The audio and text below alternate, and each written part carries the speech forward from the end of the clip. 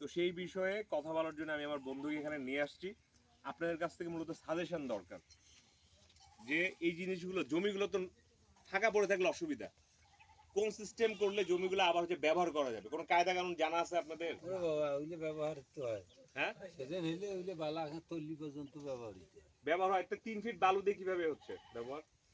এটাতে কুমড়ার মিষ্টি কুমড়ার ড্রেন করতেছে করিয়া আবার অন্যখান থেকে পলি মিটি আনতেছে আনি ওই ড্রেন অন্যখান থেকে পলিমাটি আনতেছে। ও আচ্ছা, মানে বালুর উপরে পলিমাটি অন্য জায়গায়